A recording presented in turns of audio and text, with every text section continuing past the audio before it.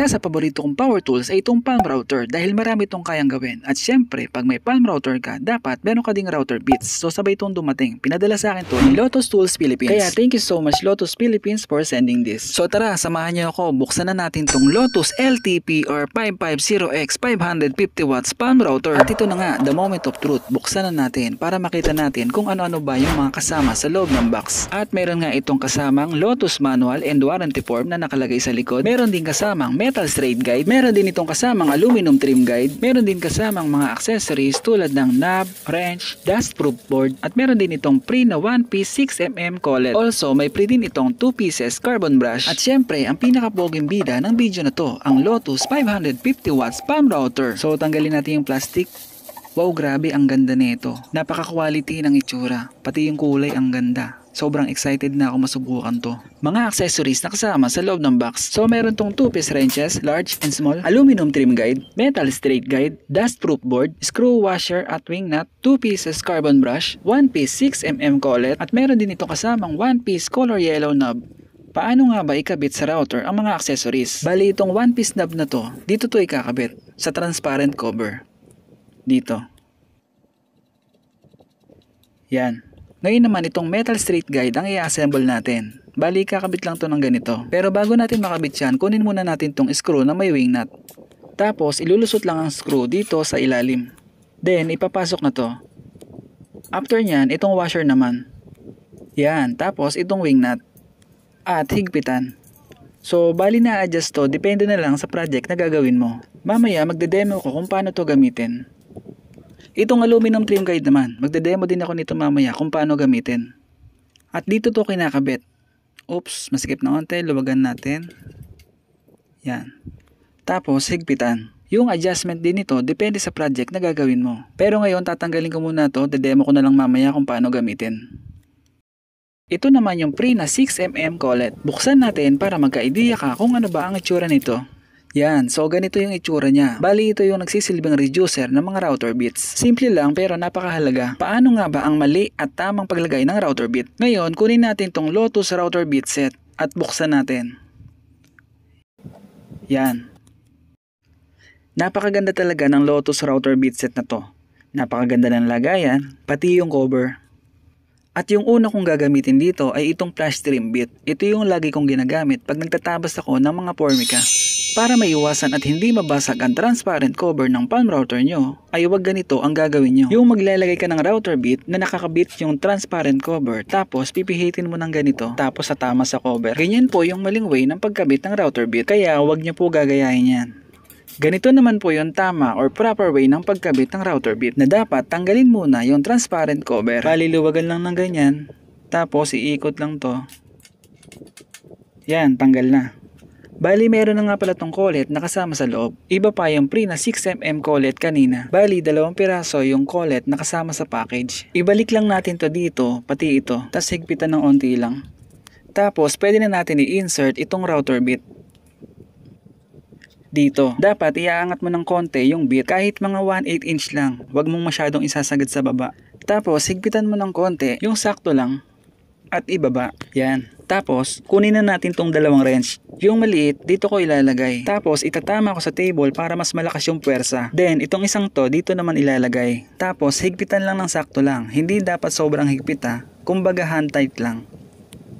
Yan. Then, after nyan, pwede na natin ibalik ang transparent cover. At itapat lang dito sa gearway. Tapos, pihitin lang para pumasok. Yan. At higpitan ng sakto lang. Testing time. Meron akong piece of wood dito na may laminated Formica. Ito yung una nating tetestingin gamit itong flash trim bit. Bali na set ko na yung depth ng flash trim bit at sakto na to para matabas niya yung Formica. Ito nga pala yung on-off switch ng router na to. Napaka-smooth lang pag pinihit. Tara let's, subukan na natin to.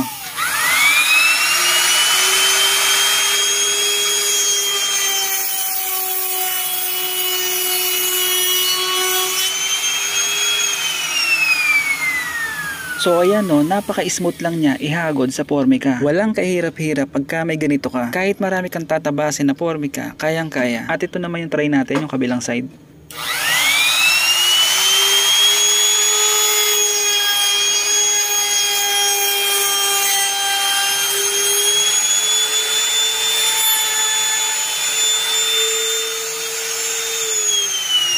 Pagka may ganito kang power tool, sure ball mapapadali talaga ang trabaho mo. So ngayon, ito naman ang ikabit natin, straight bit. Bali ganun lang din ang gagawin natin, ipasok lang dito, tapos higpitan ng konti.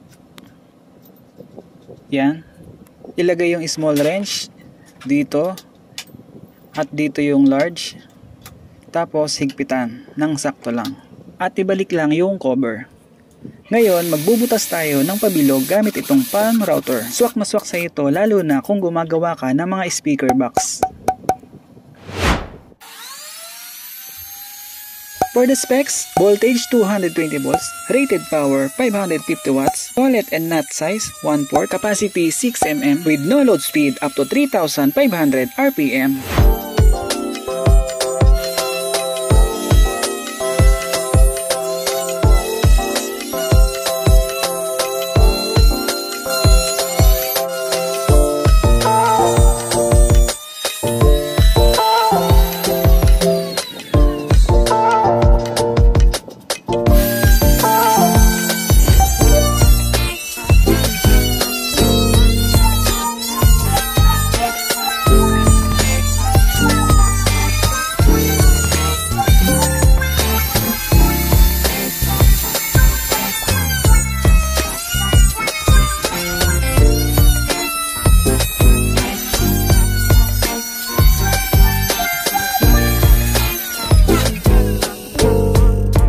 Wow, diba? At ito na nga ang resulta. Bilog na bilog ang pagkakakat. Sa mga susunod na video, gagawa naman tayo ng mga DIY picture frame. Kaya huwag kalimutan mag-follow.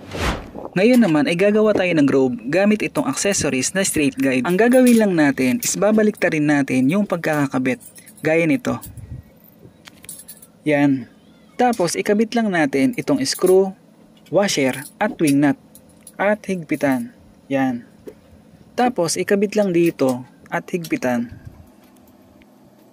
Okay. Dito tayo magta-try. Bali, i-adjust ko lang to ng ganito. Tingin ko okay na to. At higpitan. At na-setup na natin ang lahat. So, try na natin.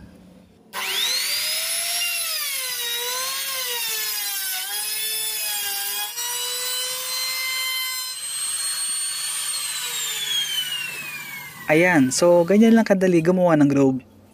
Alam mo, real talk lang tayo ha. Pag maganda talaga yung power tools mo at quality yung router bit mo, less hassle talaga sa mga gawain natin. Itong alloy trim guide naman ang itry natin. Ikabit lang dito tapos higpitan.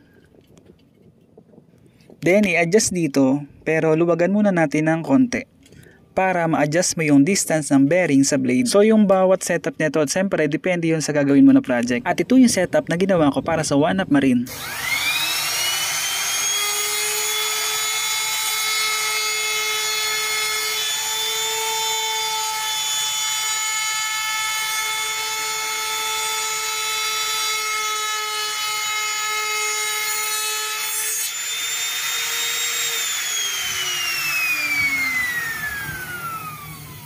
At ito na nga, napakalinis ng resulta. At kung gusto mo yung mga ganitong klaseng content, ay ini-invite kita mag-follow sa aking munting Facebook page at mag-subscribe ka na rin sa aking munting YouTube channel. Thank you!